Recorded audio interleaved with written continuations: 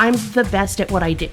And I know that, so I always say the number one predictor to success in hiring is alignment to the hiring team. Like, how well do I know what they're looking for? And I just get it. You're listening to Stories from the Top, an inside guide to better business development.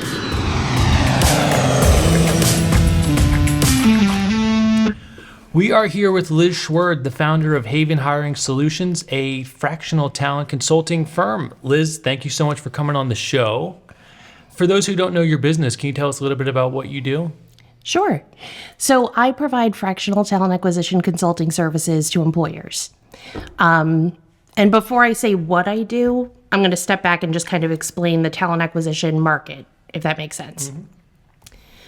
So there's three kind of main buckets that recruiters can fall into. The first one is internal TA teams. So you work for the company, you're a full-time employee, and you just consistently hire for open roles.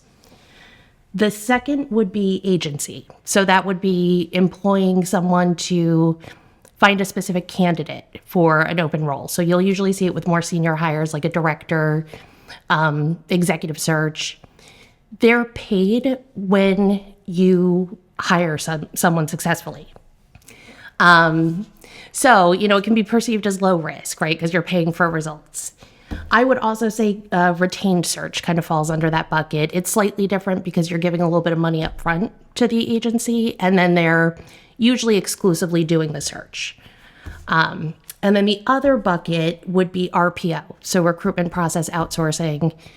And that is when you have an agency that is hiring on your behalf as an external employee. And they might wear your business cards, they might represent as part of your company, but they're technically employed by someone else. So those are the three main buckets. And then where I fit in is I can swim in any of those waters.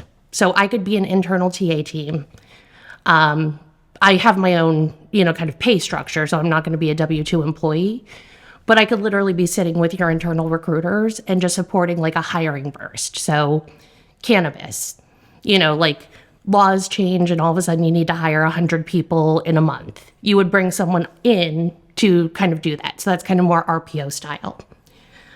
I don't do contingent searches, but I will do retained searches. So that's something else. And then, more project-based staffing. So recently we brought a new restaurant concept to the United States, and we had to hire 10 managers and 120 hourly employees. So they hired me to do that versus hiring a full-time employee that they would be laying off in 3 months. So that's kind of where I fit in. Does that make sense? Mm-hmm. Okay.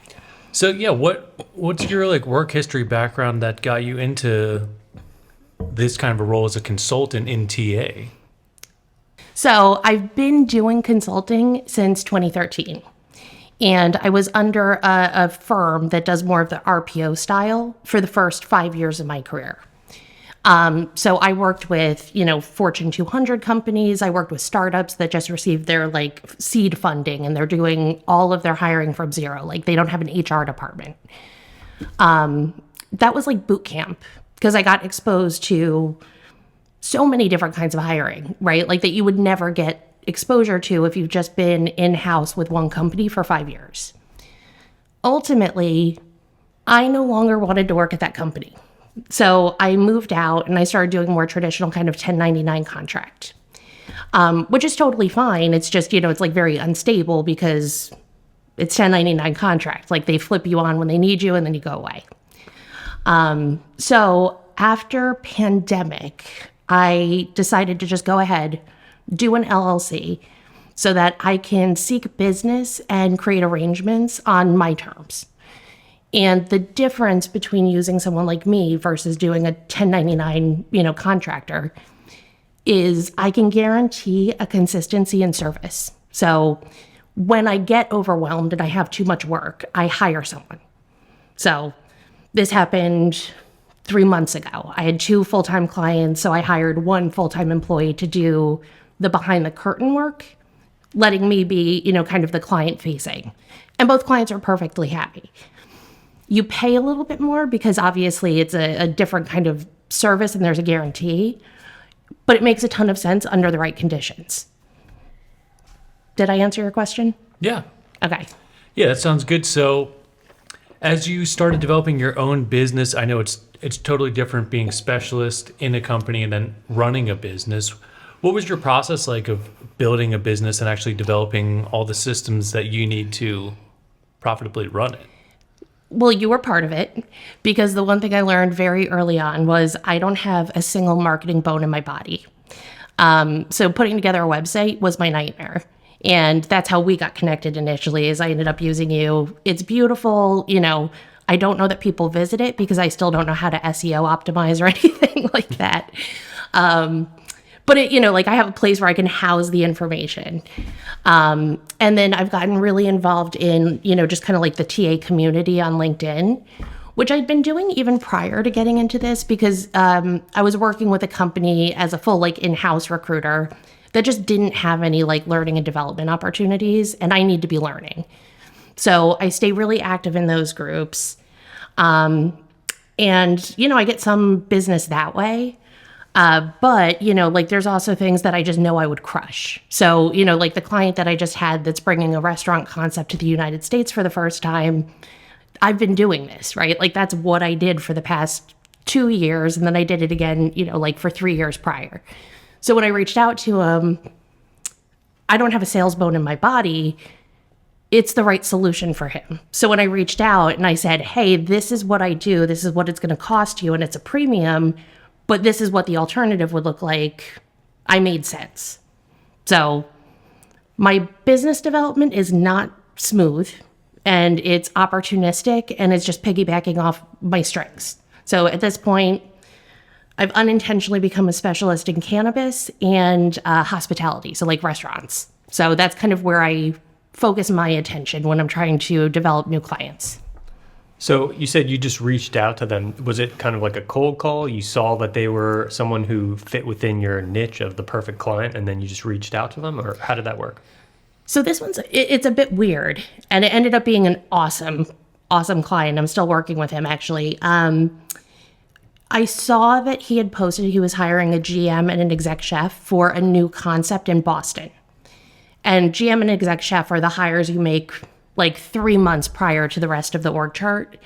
So I reached out and I said, hey, listen, here's a quick Boolean search that I put together that would probably yield the right candidates for you for this. So it was kind of like a freebie. I'm not really trying to bring retained search business in the door, but just hey, I know your space. This is something that might help you. And he said, no, thanks. I'm no's an answer, right? So 3 months later, I see that he's now hiring 10 salaried managers. So I go back and I say, hey, it didn't make sense back then, but now you're hiring 10 salaried managers. What's the plan? Do you have somebody on the inside? And then it just, I say we went from stranger danger to colleagues in a week. Literally from that outreach, we got a contract executed, and I was in their email system, on their teams, within a week, because it just makes sense. Mm-hmm. So you've mentioned to us sometimes you're feeling the nerves when it comes to public speaking and stuff. How did you overcome that when it comes to reaching out to this perfect client 2 times? I'm the best at what I do. And I know that, so the day that we met, right? Also I was from home, so I'm not getting used to a new environment and oh my gosh, I can see myself on camera. It's actually a cute story. So we had set up to, meet. I thought it was a phone call. I said, but listen, if you want it to be video, just let me know. It's the same amount of time. I guess he did tell me he wanted it to be video, and I missed it. So at 9 a.m., I'm getting on, and I'm all right, we're gonna chat, and I'm gonna explain everything. And he goes, I'm on the video. Where are you? Because he's also gruff. He's one of those intimidation people. And I'm oh, somehow I missed it. I'm trying to keep my cool. And I run upstairs. I have an emergency nice sweater that I throw on, but there's nothing I can do about makeup, and hair. This is not going to be okay. You know what I mean? So we jump on, and he doesn't care. And he tells me the story about why he does everything on video, which was actually really funny. And my nerves were high, right? Because this is not a smooth start.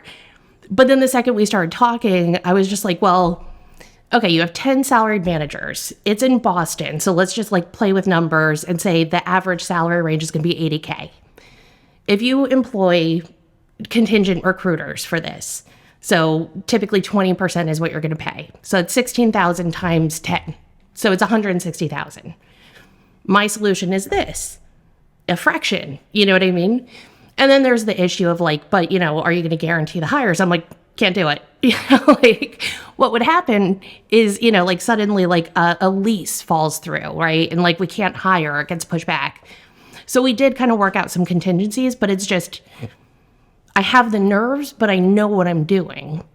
And so if I can get past the nerves, I can make the sale because I believe it's the right choice. If I don't believe it's the right choice, I would have equally spent that time saying, call this guy. Like this guy can do this for you. Yeah, that's what I've heard is like the secret to sales, basically. When you believe in the product that you're selling or the service, then sales is very easy and you're actually helping people. It's not like trying to sell them something they don't need. Yeah. And you can read it all over me. If I don't know what I'm talking about, I don't have a game face. So so I think it also works for me because when I do know what I'm talking about, there's some authenticity there, Yeah, and I believe you when you say you're the best at what you do. What built that? What experience did you have that gave you that confidence and knowledge to be the best? Did you have mentors? No. This was a career change for me. So the first 10 years of my career, I was candidate side. So I was helping people who need to find employment, interviewing skills, how to apply to jobs. Like that was my gateway drug into recruiting.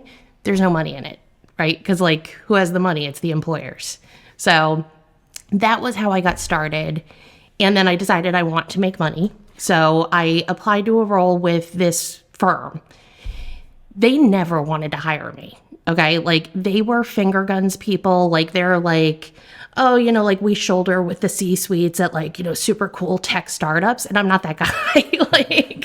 like I'm the grunt work guy. And so they hired me because they were desperate. And they put me in a room and they said, here, watch this video about how to search for resumes. Great. Here's the job we want you to fill. Great. Here's a list of people to call. Cool. So I start calling and, blah, blah, blah. And I always say the number one predictor to success in hiring is alignment to the hiring team. Like, how well do I know what they're looking for? And I just get it. So that first one was actually, it was really funny. They were trying to bring fine dining to airports. So you've probably seen them at this point because like Philly was one of the big ones we were working on. So you're essentially calling people who are working in Michelin-starred restaurants and getting them to take a pay cut to go work in an airport. And I ended up being good at it. So and so that's where it went. Like I was there as a contractor. It was a huge fish for them, right? And because we were consistently crushing it, they kept expanding the contract. So they ended up having to put me as a project manager overseeing a team of 10 people. And meanwhile, I would never have passed an interview with this company. They would never have hired me, but I was good. So that's kind of how I got in there. And then I was like, all right, guys, if I wanted to just work for this company, I'd go and work for this company. Can I do other things? So they started, like putting me with different, companies and projects. And I'm not good at everything, but I can adapt really quickly. And I think the thing that, people who don't live on my side of the hiring fence don't realize is like, there's no training to be a recruiter. Like there's zero bar for entry. And a lot of people get into it because like, they're good looking kids that just graduated college. Like there's no skills, So I kind of just worked my way up and I had good people there, right? Like I feel like I'm talking poorly about them. I was just better. And then once I left there, I started realizing, okay, I'm universally good where I go. And when I'm bad at it, I recognize it really quickly and I figure out how to survive. So now I just target the things I'm good at. How has your approaches changed as through COVID, there's been such a totally different dynamic in the workforce with people working from home, all the virtual interviews and people with remote jobs. Now you can apply anywhere. So I'm sure there's a ton of just video interviewing and things like that going on. How Has your approach changed at all with any of that? No. The recruiter typically is engaging, initial phone screen, and then hiring manager. And I might stay involved beyond those steps. And like 9 out of 10, I prefer to, But my level of screen doesn't require an in-person interview. It doesn't even require a video interview, unless for whatever reason they want it, So my work has always been extremely portable. Like office has always been optional for me. So it really hasn't changed. The one thing I would say that has changed is the client's appetite for doing remote steps, which has been helpful because let's say it's a 3-stage interview process. People aren't excited to drive in and out of an office for 3 multiple steps. So it's been helpful in the sense that hiring managers are more accustomed to video interviews. We can do everything remotely and then just one on-site interview for getting a feel for the office. And I'm not going to say culture fit because that's like such a dirty word in hiring, but making sure there's like compatibility and that you like the people you're with. Mm-hmm. So I have a question. You said, give an example of like a 3-stage interview process. Who is designing the system for like how many stages to an interview there are? Is that you or is that the client? It's me. And I'll put everything's with an asterisk because every place is different. So if somebody's firm and they love their 7-step interview process, I'll fight like a dog because I think that's terrible. But at the end of the day, if that's what they love and they feel it's effective, I'll adapt to it. So can you tell me about those 3 steps and what's included? My steps are, step 1 is recruiter screen. And it's high-level information. I'm not a subject matter expert in your field. So like if I'm screening an accountant, we're not going to talk about your specific software and, So step 1 is recruiter screen. Step 2 is hiring manager screen. In my perfect world, that's also a casual call because the candidate could be passive. They might not have applied to the job. I maybe hunted them. Or even if they did apply to the job, I feel like that's an appropriate time to offer them more information about why they would want to work here. And then the 3rd step, that's where I would grab the other stakeholders. So if they have to pass an HR interview, if they have to meet, let's say I'm hiring senior accountant, maybe I'll include CFO in that final interview, but it's 1 step because it's 1 day of meetings. That's my dream process. And is that like a video call that you call on like the CFO, for example, you have them all on an interview together or in person or online? If we're relocating candidate, I'll do it via video. I don't love it. It's really clumsy. So if the candidate is within a commutable distance, I make that an on-site. Because also, if you Google map something and it says 45 minutes, that's probably very different from what the commute looks like when you're in rush hour. So I also like that degree of knowing the ride and maybe trying to schedule it during the peak time so that they are aware of if there's an imbalance in quality of life by accepting the job. So I think it adds value to have that being on site. What do you think some of the biggest challenges companies are facing in the hiring game these days? That right now it's an employer's market right now, and it's going to shift. But do you guys follow talent acquisition at all? Not particular. I mean, we've done our own hiring. We get applicants probably almost every single day. People trying to work for us. Yeah. Pandemic hit, all TA departments got slashed. There were more recruiters looking for work than you know what to do with. And then there was a huge rebound, and all of a sudden, talent acquisition professionals were more in demand than software engineers. That's not an exaggeration. They overhired. And so now they're cutting it. And I actually did end up sharing this. I was on the fence about it. I'm hiring a TA manager who's going to serve as my backfill for one of my clients. We got 1,000 applicants in 3 weeks, and they're all qualified, So the challenge to answer your question, sorry, that was a really long way to get there. The challenge right now is the bandwidth of the recruiters. So the companies decimated their departments, and there's one last man standing, and not to overgeneralize, but it's the cheap recruiter, right? They're not as experienced. They don't know how to use the tools as well. So you're getting huge applicant traffic, but there's not really a great way for companies to balance it and manage it. So that's like, I don't like to make blanket statements because that's not true for every industry, but that's the big challenge that I think people are seeing because it's hitting their employer brand. Like, if you spend a minute on LinkedIn, you're going to see people saying, like, recruiters don't ghost your candidates. And, like, why are you posting a job and not responding for 3 weeks? Like, this is literally why, because there's thousands of people that we have to comb through. And It's impossible to get back to everybody yeah. Is that kind of without like a template auto response or something. yeah? Yeah. Is that kind of fluctuation typical in the recruiting industry, or is that just kind of like the aftermath of the pandemic? We're still in it's a roller coaster. So this cycle happens all the time. We're going to rebound. So probably by the end of 2024, talent acquisition professionals are going to be able to pick and choose where they go.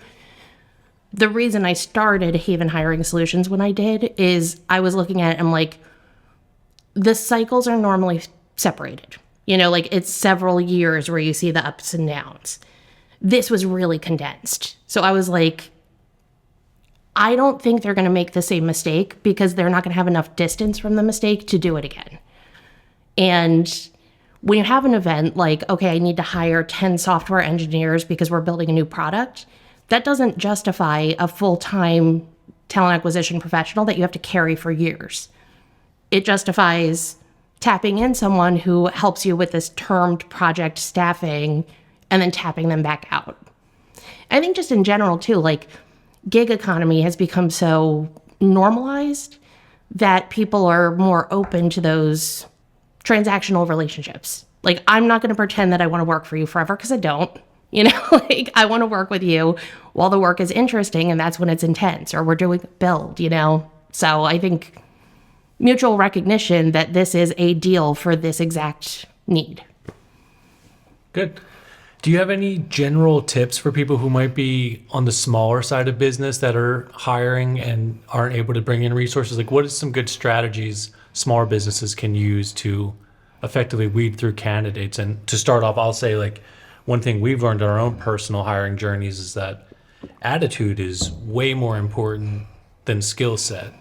Because if someone has a good attitude, you can assume they have the intelligence to be trained. Where hiring someone who's very technical, but the attitude doesn't align with your values and the way your team works, it's much harder to get them to shift their attitude. That's kind of something we've noticed. It can be a can of worms, so I won't go crazy into it. Okay.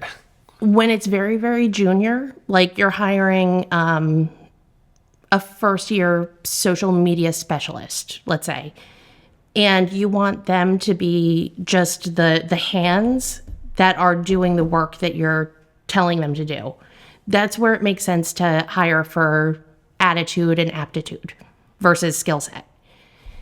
It's still really problematic at times because, you do have a tendency to want to hire yourself, right? Like, so, okay, I could see myself going out for beers after work, right? Like with this person, and that's appealing because you want to like the people you work with. But then are you kind of skipping over that person in their 50s that, like maybe you don't see them being part of your happy hour. So it's a little bit delicate. And I would say have a minimum bar of entry for like skills that you want to have just to make sure that you're controlling that bias.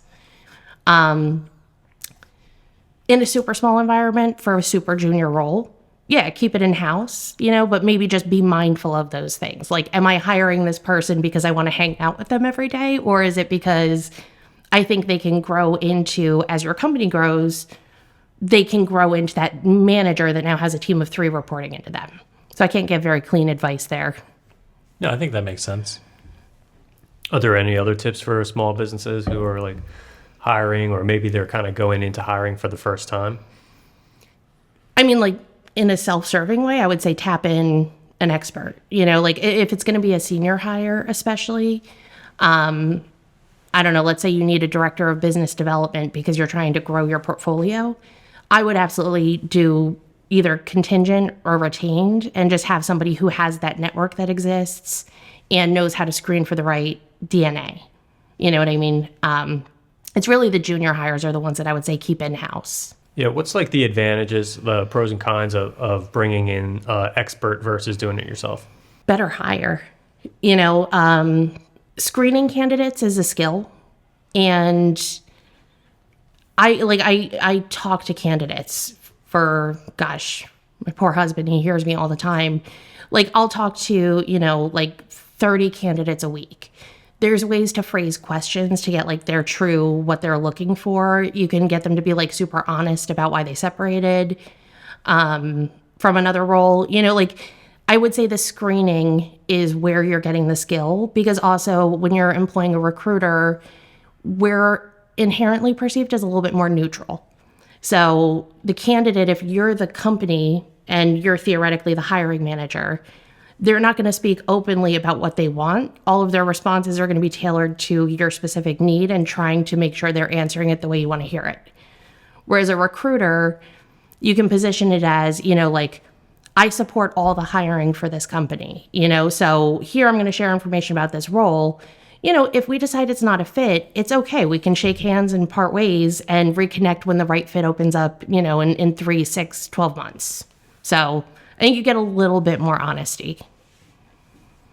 That makes sense. As you continue to grow, do you have any plans for how your business is going to grow and develop into the future? I'm not looking to scale aggressively just yet. So I had my first instance where I needed to hire help, and I did. Theoretically, if I, kind of start to hit that wall where I need more people in order to keep business coming in, yes. I've seen the problems when you scale this type of business because quality control shrinks to zero. And there's not a ton of consistency in the recruiter that you're getting. So right now, that's not my plan. My plan would be I can run the front end piece of things, and then the stuff that, can be handled by somebody else is trainable. It's like, because we haven't talked about passive candidates too much. That's the other advantage to hiring somebody to manage your hiring. You probably don't know how to go out on LinkedIn and message someone and say, hey, want to talk about this job? Like, it's uncomfortable where a recruiter knows how to do it. So that's the stuff I can offload to a hire, is like building that list for me of the people that fit the criteria. And then I'll do the targeted outreach or sifting through those thousands of resumes. I can offload that. Here's what to look for. Here's what to do with them. But I'll still run point on screening the candidates. It is scalable. It's not in my immediate interest house. And if and when I do it, I think I would make sure that the client has the ability to directly hire the resource that's assigned to them, because that's a pain point. When you're trying to say, okay, you get to have this recruiter for the length of this project, client falls in love, right? They want this person on their team. And most firms block that and say you can't have that. And it just starts to create friction. I'm not interested, so I'm keeping it small right now. It sounds good. So if someone wants to get a hold of you or has questions, what's the best way to get in touch with Liz? I'd say probably LinkedIn. As a recruiter, it's where I live and breathe. So Liz Schwerd, LizSchwerd, like dog. And then my website is, another valid means. It's www.havenhiring.com. Okay. Well, Liz, thanks so much for coming on the show. It was great hearing some of your perspectives on this, and we're going to have a couple future episodes where we break into some more detailed TA topics, so we'll get to that shortly. Cool. Stories from the Top is your guide to successful business development. Subscribe wherever you get your podcasts or find Edge of Cinema on YouTube. Stories from the Top is an Edge of Cinema production, hosted by Matthew Skura and Jeremy Schmidt. To learn more or get in touch, visit edgeofcinema.com/podcast.